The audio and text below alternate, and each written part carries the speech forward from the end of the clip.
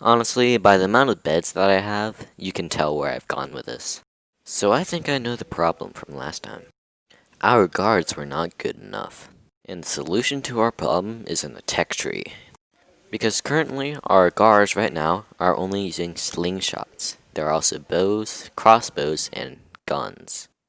And I at least want to get to archery. And to get bows, we had to also research chicken farming and beekeeping. Chicken farming will give us feathers for our arrows, and the chickens need barley to feed them. And the beekeepers need flax, which will also help them create bowstrings for our bows. And these scientists get to help me with all of this. So right now, this guy is planting flax, which allows us to unlock beekeeping, which allows us to craft bowstrings which we need for our bows. And meanwhile, we have this guy planting barley, so that this guy can make chickens, which will allow us to make bronze arrows, which our bowmen will shoot. And finally, after all that work, we can complete archery. So the difference between slingshots and bowmen is that slingshots do less damage, specifically half the damage of a bowman, and have less range, but can actually shoot slightly faster. But the cool thing about the bowmen is that they can shoot 8 blocks more than a slingshot person, which adds up quickly. So in reference, these slingshot people can shoot about to that line where I'm looking at right now. But the bowman can stand right here and shoot all the way to that gray marker. So what we can also do is, in our research, based on the amount of colonists we have, we can actually expand our banner radius. So we can expand it twice, and this will give us a ton more room to work with. So zombies can still not spawn inside it, and we get to expand. But right now, I do not feel like expanding all the way around, so I'm just going to expand towards this edge. So it's time to get digging. And after a lot of terraforming, we are now finished. So right now, these archers could shoot all the way to the edge of the maze, which gives me a sign that it's time to go overboard. So I only added a few archers, and this will be a good amount.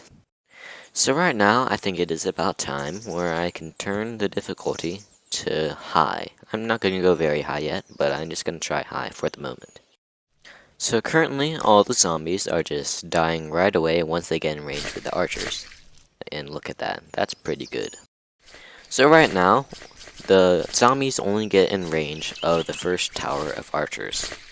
The second one is barely being used, and I'm going to put the difficulty to very high because I think that we can handle it. So right now, the zombies are already starting to add up quickly, and I hopefully think that we can handle all these zombies. So the zombies are slowly starting to add up, and I'm pretty sure that we will need more guards. And I actually think that I need to turn the difficulty down. This is mainly because the zombies will not despawn when I turn the difficulty down, so if I do it now, then we will hopefully survive. So I'm pretty sure that the zombies did the same thing that they did last time, and they all spawned at once and they're coming to the maze at the same time. And this is bad, and I added another layer to my tower, so that hopefully we can make it through. The zombies are actually getting pretty close to our base, so I'm gonna have to keep an eye on them. So I'm actually surprised about this, but we're actually pushing them back. I did not expect this. So we managed to push them back to a pretty comfortable place. So this is really good to see. But a goal for me is to be able to handle very high difficulty. And that will involve me expanding this tower a whole bunch.